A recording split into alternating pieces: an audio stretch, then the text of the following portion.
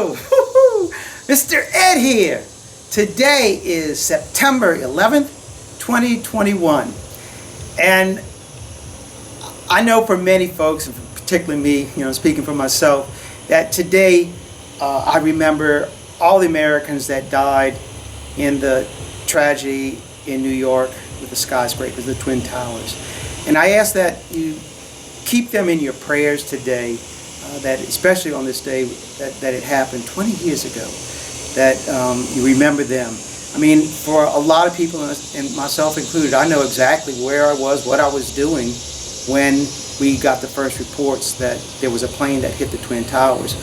We were working at the post office and we got the announcement on the PA, and we all went into the swing room and watched on the television, and we all saw that second plane hit the tower. And I can remember the incident very vividly in my mind. And so I ask that you all pray for all those people that lost their lives in that tragedy, and that today particularly that we remember them. So what am I doing today? Well, I got to first tell you, wow, what a beautiful day. September 11th, and this morning when I woke up, it was 55 degrees. That's like so crazy. 55 degrees in Louisiana in September? That's just not normal. And I mean, you can see outside, it's just gorgeous outside. And with the weather is cool, it's kind of like inspired me to go ahead and start cleaning up around the honey house. And as I was cleaning up, it made me think that there's so many new subscribers and viewers to the channel that I want to kind of like give a little background about myself and my role here at the Abbey. So it all started almost 13 years ago when I retired from the post office. And at that point, I started to come up to the Abbey and volunteer in the wood shop building caskets. And at that time, I had no idea that the caskets would develop and grow into this, what it is today, nor would I have even thought that I would become the beekeeper for the monks here at the Abbey. It just all worked out. I guess that's part of God's plan for me. So how this turned out that I became the beekeeper for the monks is a very interesting story. As I said, I'm just a volunteer, and as a volunteer, one of the young monks, came to me and asked if I would be interested in helping him get bees started once again at the Abbey. Keeping bees at an abbey, regardless of what abbey is a very, very long-standing tradition. And it goes all the way back, I believe, to the 1200s. It goes back to when there's proof that monks started keeping bees at abbeys, because it is part of their life. They can see the hand of God in the bees, and so that they can relate to it. And so when the young monk had asked the abbot if he could once again start up keeping bees here at the Abbey, he agreed. Now they had other monks during the 100 years of this Abbey's existence that had kept bees. To my knowledge, there was probably about 6 of them that had done it. Never to the degree of where we are today, but they always had 10, 12 hives, something like that. And like a lot of beekeepers, they'll get into it, they move into it, start doing it, and eventually over time they just lose interest and it just fades away. It's a very common thing. So this young monk, he wanted to start it up again, and I was more than willing to help him do that. To start it, we bought packaged bees. Now, I would not offer you or suggest to you that you should be buying packaged bees. To me, that's the absolute worst kind of way you can get bees. Packaged bees are very often just shaken bees from hives, and then the queen is added to them. And you buy the bees and a queen. The best way, in my opinion, is to buy a nuke. When you buy a nuke, you get a queen that's laying, you've got stores already in there, you've got wax drawn, it's a working colony, and it's just ready to get its feet off the ground. With the packaged bee, oh my gosh, you're lucky if you get the bees to get anything going even in the first year. So, in my opinion, don't buy packaged bees. But we did. And we had kind of success with them. Of the 3 hives that we bought, one of them did make it. So that one hive that did make it, it limped along, and probably about 8 months after we started the program, the monk that wanted to do bees, he decided he didn't want to be a monk anymore, and he left the abbey. So there I was, alone with the bees. And since I didn't have any bees of my own, because prior to this starting up, the 2 beehives that I had left, somebody stole them from me. So I would say, well, I'll just keep bees for the monks. That'll be good enough for me. I started growing those hives, doing splits. I learned how to do splits, and we started growing those hives, and we grew them up. We probably had about 20 or 25 hives until in March of 2016 we had a flood here at the Abbey, and all of our hives washed away. They were just gone. And I really didn't want to give up doing bees here at the Abbey. So at that point I decided that even though I'll be doing this by myself, I was going to go ahead and really make a go of this, to raise bees, keep bees for the monks here at the Abbey. And that's what I did. I started aggressively doing cutouts, catching swarms, doing splits, anything I could do to get bees here at the Abbey, other than buying them, because there was no budget. If I wanted to do it, I either had to find people that were willing to sponsor hives and donate money to do that. So with the help of sponsors and a lot of people of my friends, we built up this program here at the Abbey. I also had to contend with the way of how we're going to process our honey. Initially, when we had 10, 20 hives, we used to process honey in the wood shop, in the mechanics building, anywhere we could get away from the bees and process the honey. And with the few number of hives that we had, it was doable. And if you go back into my early years of videos, you can see we didn't produce a lot of honey. But my whole goal, as it turned out to be, was I wanted to be able to produce enough honey for the monks so that we could take the honey that we produce from our bees and put it in the Abbey gift shop and sell it to the public in the Abbey gift shop. And so I realized that to do that, I would need to have about 400 gallons a year of honey a year to be able to maintain that goal. And that's why we had built up our hives to that such a degree of 200 hives. Actually, it started out with 100, then it moved to 150, and then it moved to 200. And with our goal set of the number of hives that we had, you can imagine the amount of equipment that gets amassed in that.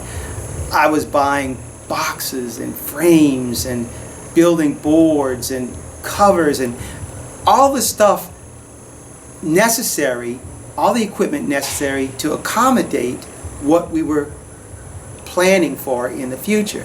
And again, if you look back on my past videos, that's what I show a lot of, this growing process of where we are today.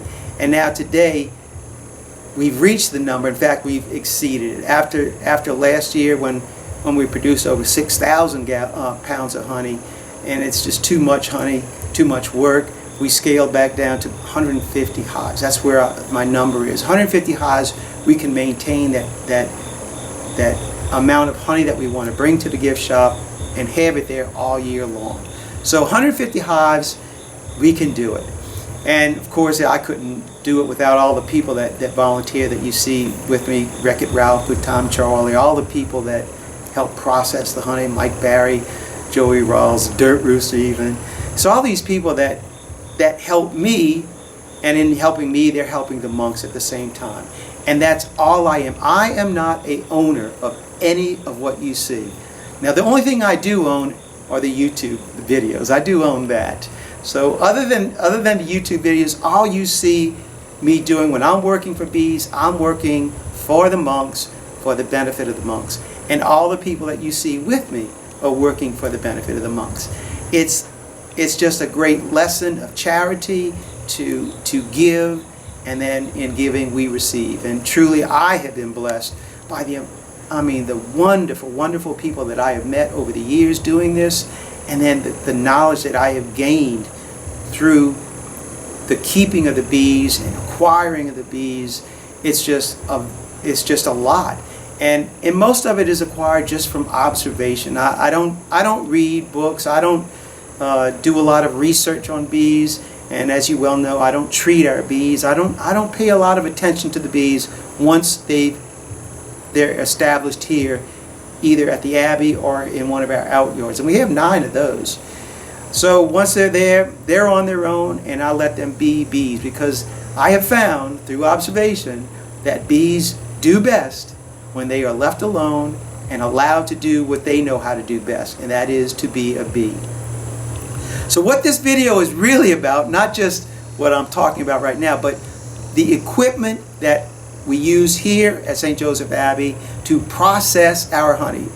Many of you all have seen the videos on how we process it, and I never give a lot of information on the specific machinery that we use and how it's done and how it's used. So today I'd like to give a kind of a little detailed video on the machinery that we use here at the Abbey. And so by the grace of God, we'll be able to get inside that honey house, shoot a video that will enlighten people into an awareness of what kind of equipment is available, that there isn't simply just these little things for hobbyists. And there are a lot of folks out there that are in the same position that I am, that sideliner operation where hobby equipment is just too small and commercial equipment is too large. And to find that little niche that fits us is very difficult, and it's taken me years to develop it through trial and error, mistakes, to the point where I am today. And I'm very happy with the process that we use. And is it perfect? No, but it certainly does fit our needs, and it is very efficient in that the way it processes. So let's get inside the honey house, and we'll start this whole video on the equipment that we use. Let's get inside and wrangle up some equipment, huh? The very first piece of equipment that we have in our processing line is this uncapping tank. Now, when I had this tank built originally, I had it built for the opposite end where that tank is right now, to catch the cappings that were coming off of our uncapper. And since I had that tank built, I then converted this tank right here to the uncapping tank at the beginning, where when we pull our frames out of the boxes, we'll scrape the burr comb into this tank. So this is where all the burr comb now goes. Now, a lot of people will use an uncapping tank in a different fashion. Most uncapping tanks are built so that when you take your frames, you can then put them on the crossbar, and you can use whatever tools you're going to be using to undo the cappings, to take the cappings off, and then flip them around. Then once the cappings are taken off, the frames can then be placed inside the tank to drain, which is what I use at the other end. However, when I had this tank built, it was to accommodate this machine, so I had to build it wider and bigger. And so the frames, they don't even sit in it, they just fall right through it. Now just that burr comb goes into here, and then we collect that, or whatever wax comes into there, and we'll do it for that. So this is the uncapping tank that has now been converted to just the burr cap, the burr comb tank. And we have, usually there's 2 guys at this end of the machine, and they will take the frames out of the boxes, scrape off any of the burr combs, and then set the frame onto the uncapper machine. So let's talk about the uncapper machine. When we have our frames, and this frame obviously doesn't have any comb on it or honey, but when we pull our frames out of our honey supers and the comb is drawn out and capped, to get to that honey inside of that, we have to remove the cappings. And depending on how many hives you have, how many frames you have, will kind of determine on how you're going to wind up getting those cappings off of it. And like I said, at the uncapping tank, most people will use that uncapping tank and take the cappings off either by hand, with a knife, with a heated knife, many different ways of doing it. Scraper, rollers, there's so many ways. Some people just scrape all the comb off. There's just all kinds of ways of doing it.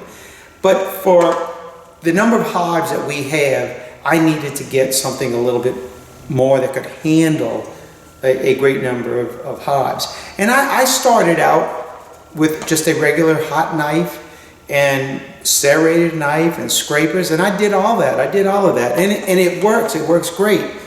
But I decided to go with a mechanized uncapping machine. And there are basically two types of uncapping machines.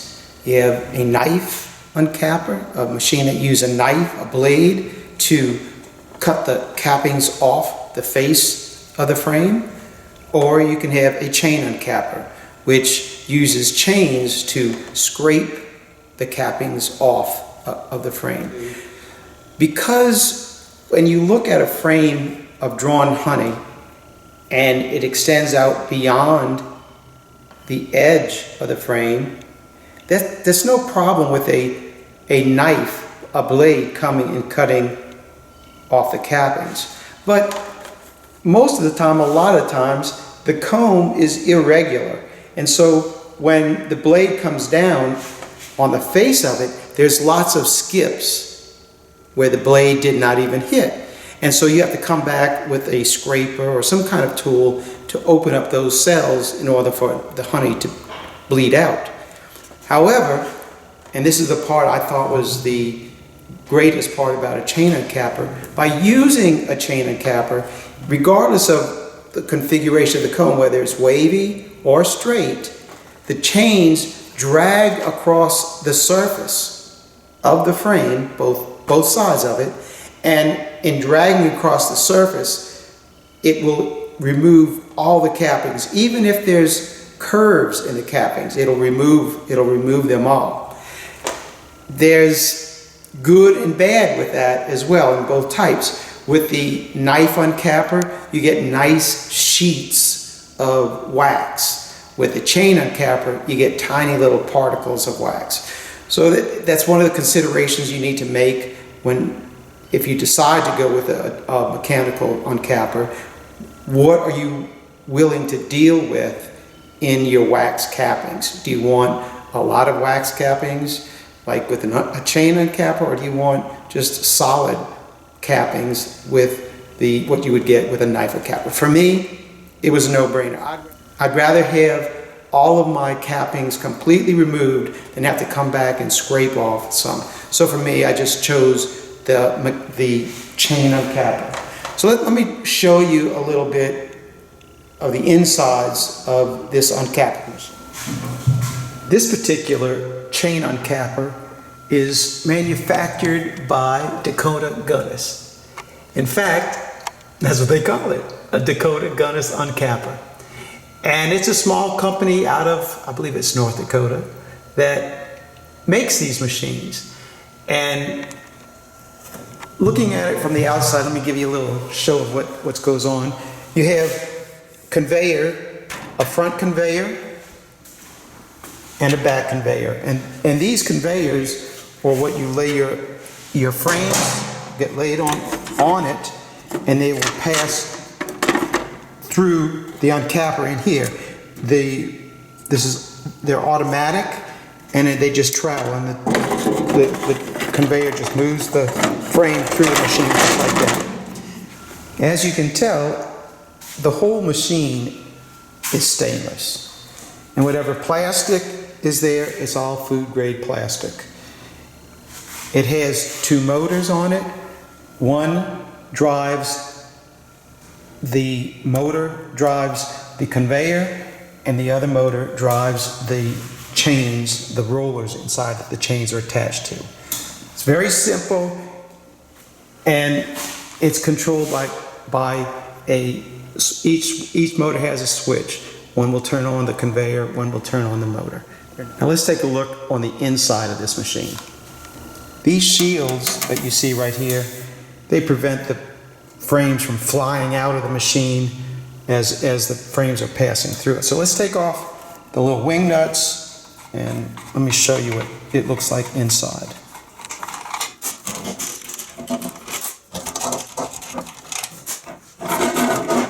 And here we go.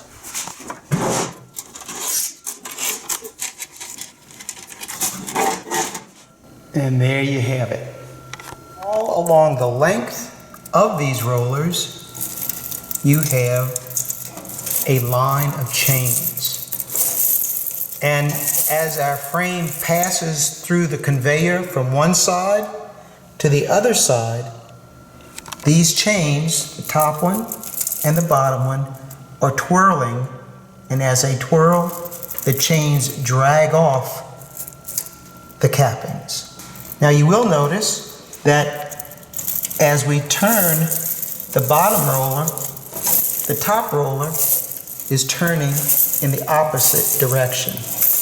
And this prevents our frames from kicking back or kicking out as they pass through.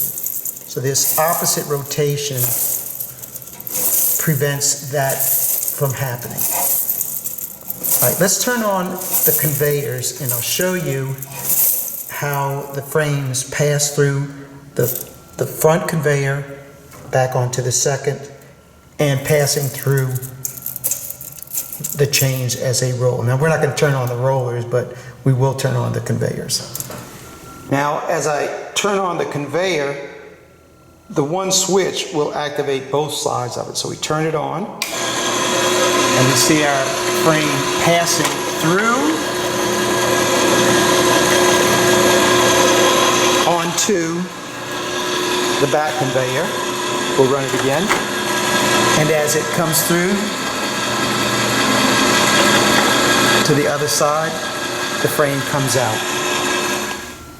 All right, so now let's turn on the conveyor and the chains. And it is kind of loud, but you'll give you an idea of how these chains are twirling as the frame moves past it. First, we'll turn on our conveyor. So now both of our conveyors are working.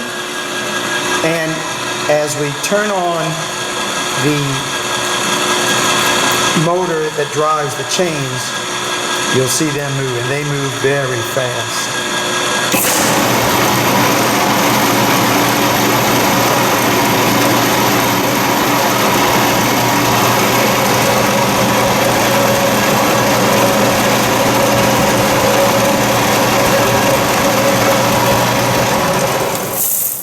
Now, if you noticed that there is a space between the chains, there was about a 1-inch gap that is between the ends of the chains as the frame passes through. And that gap can be adjusted. You can adjust the height of these rollers to accommodate either thicker or thinner wax frames, but my settings are set for hours and I've never adjusted them, and it's always come out really, really well. So that's about it for the uncapper. Now I will say this. Let me show you one more thing, that the only adjustment that I've made on this machine. As our frames are running through the conveyors, there is a lot of honey that is coming off of it, and the cappings.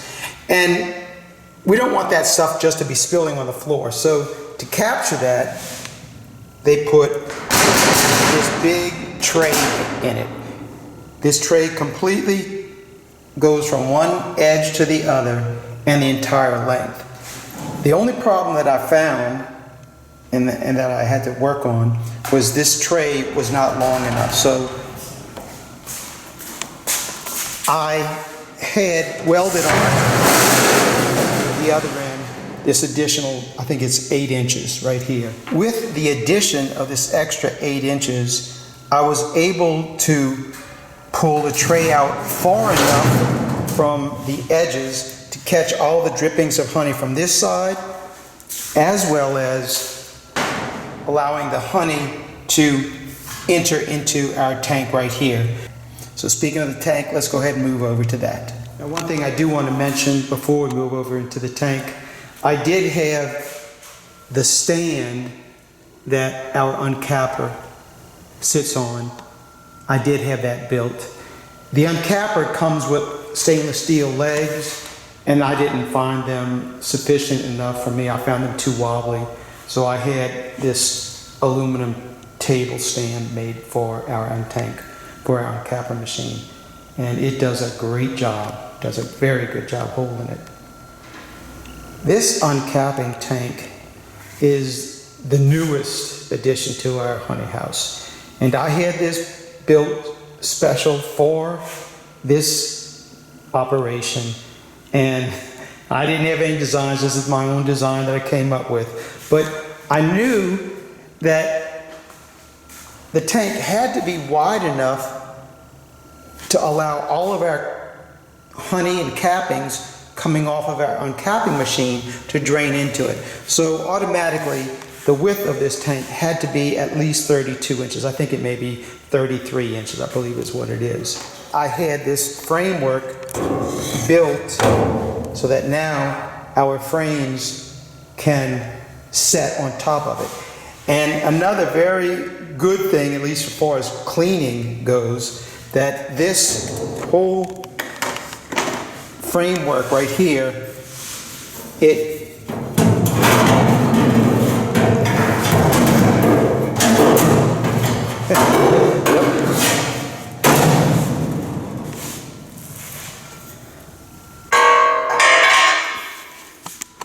comes out. And with the ability of that coming out, it makes the cleanup of this tank so much easier.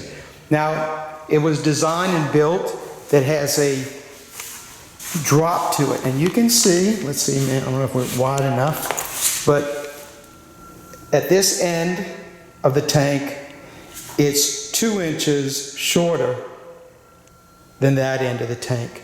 So as our honey and wax come off of our uncapping machine and into the tank, the honey and wax mixture flows to the back of it and then comes out of our gate down at this end right here. Now, with that angle being built into our tank, so too our frame has to be able to configure so that when it sits in there in the tank, it sits level. And I'm going to put it back in.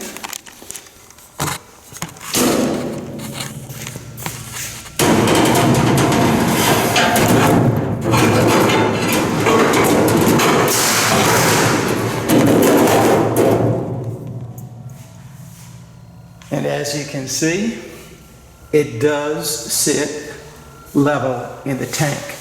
We had this tank built to accommodate 50 frames. And the reason that we had this tank built to accommodate that many frames is because our extractor is a 48 frame.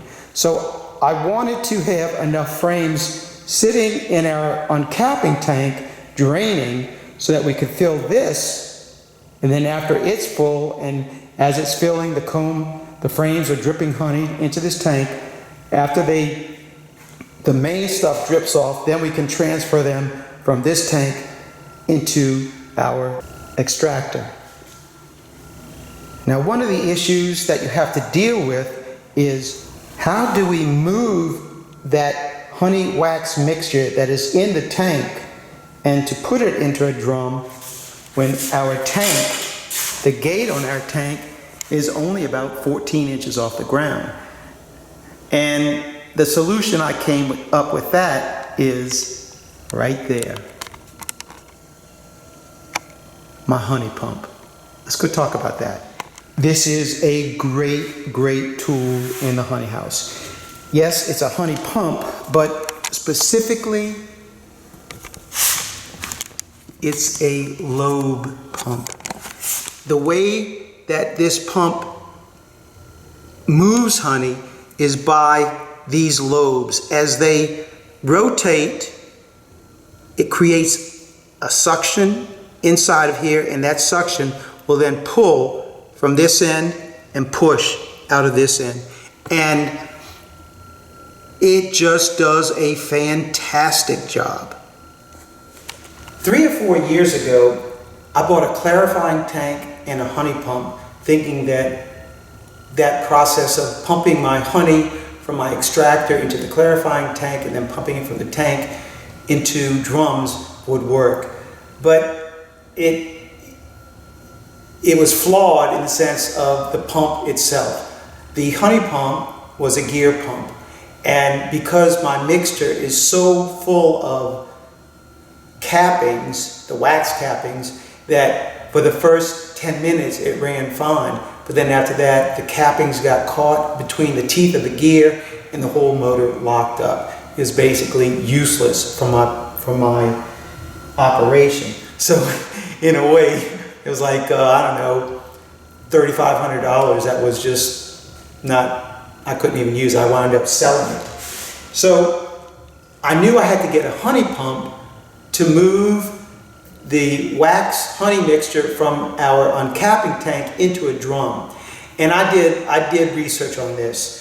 I searched high and low for a pump that would be able to handle it, and I finally discovered that a lobe pump, because the way that it operates using those lobes instead of gears, that regardless of what mixture it is, it's going to move it. And this pump proved true to that. The pump itself, it's just a motor with a transmission, and then the pump is right here. Now, for that honey pump that I got, everything is, I believe it's a 2-inch. Anyway, this is how big of a hose you need to pump the honey with, using that honey pump. With this low pump, that's it. 3/4 of an inch is all you need. I was very, very, very leery that that area of hose would not be able to handle the volume that it needed to be. It proved me wrong. I did several experiments with smaller doses before I finally did it this year on our honey tank, and this pump did not seize up. It worked flawlessly the entire time. If I were to recommend a type of pump for anybody's honey operation, I would strongly urge you to look into lobe pumps. They are fantastic.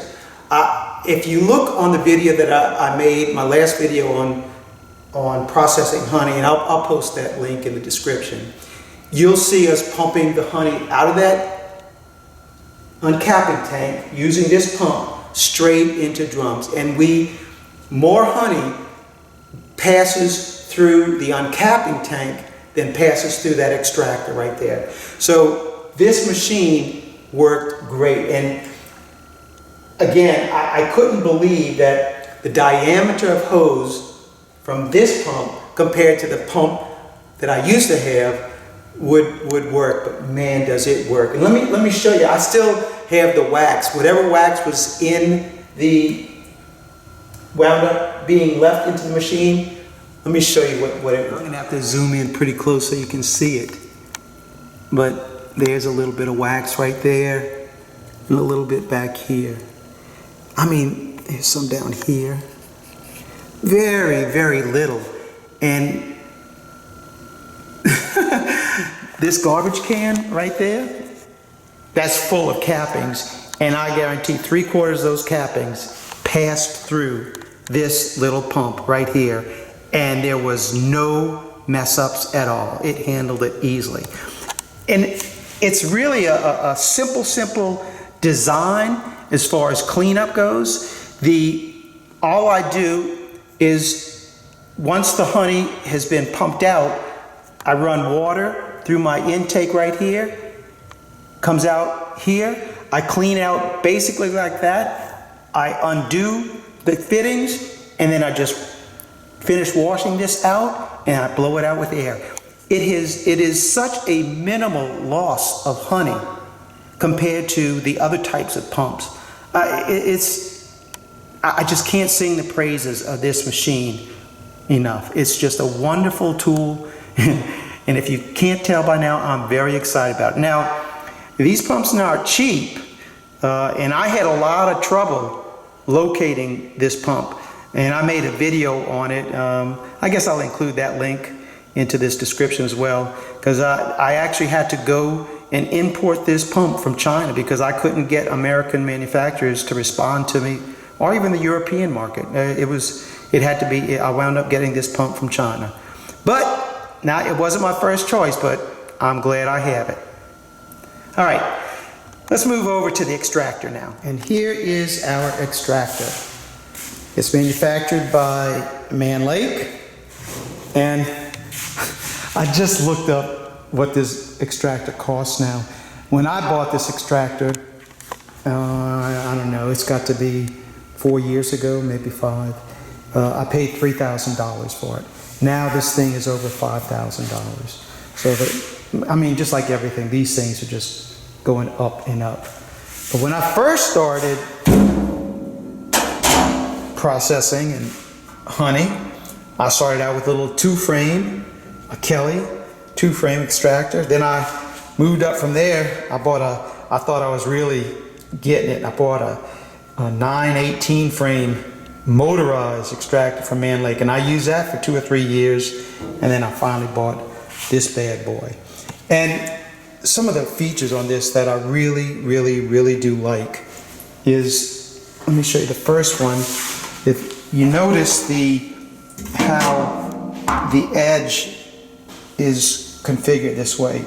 And what's so nice is that when you take your frame, the ear of the frame sits in this little hole right here. As you place the ear of the frame into that hole, then the whole entire frame rocks back and it leans. And this is what I really like, that these frames, they don't want to fall out. They lock in at the bottom, they lean back, and so they stay in place. So you can fill this whole extractor up, and your frames aren't falling on each other, which is really great. Another super great feature on this extractor is the bottom. You can't tell it from the inside of it, but look, if you get underneath, you see how the bottom it's not flat, but rather the honey drains to the center. Not like most other extractors where the honey runs to the outside edges. And so you lose a lot of honey. This one, the honey runs to the center and everything comes out. Now, at that point right there, they've also included a pump. And let me show you what the pump looks like. This is what the pump looks like. And the type of pump this is, they call it an auger pump. This entire auger right here fits into this sleeve right here. But to demonstrate, I took the sleeve off to show you. The sleeve is attached to the motor, and then once it's attached to the motor, this piece of it right here is then attached to the bottom of the extractor. And once our motor is placed underneath our extractor right here,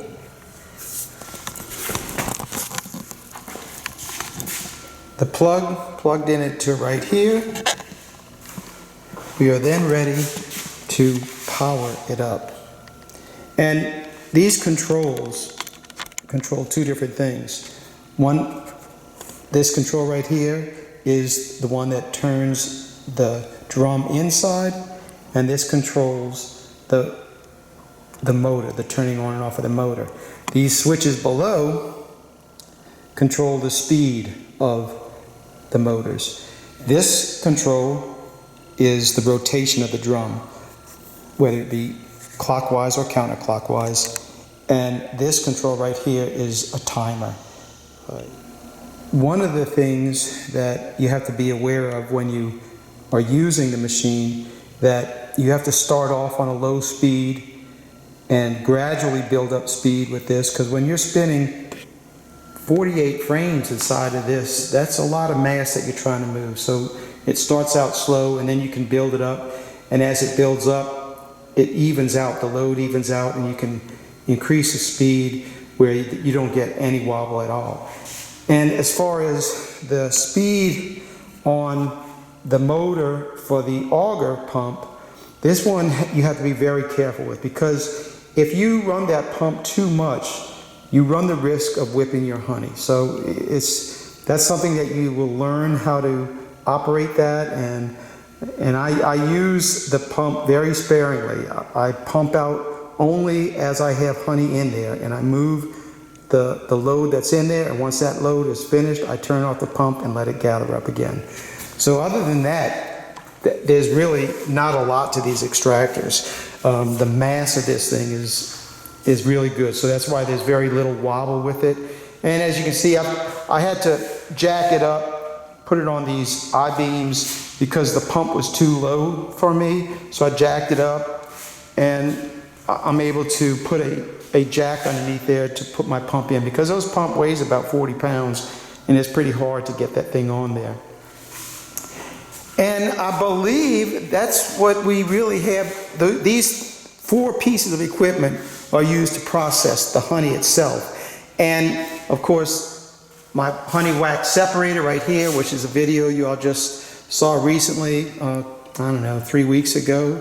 And heck, I'll post that link to that video as well if you want to see how I separate the honey once it's pumped into our drums. And that's why I didn't mention that. When the honey is in our extractor and the pump is on down there, we use that hose right there, and it connects to this piece of pipe right here, and that pipe just sits on one of our drums, and then the honey just flows into the drum. So that pretty much wraps up the equipment that I use to process our honey. Now, I did not include showing the kettle that I use to decrystallize honey, the kettle that I use to render wax, or even my uncapping tank. So we'll just have to save those for another video.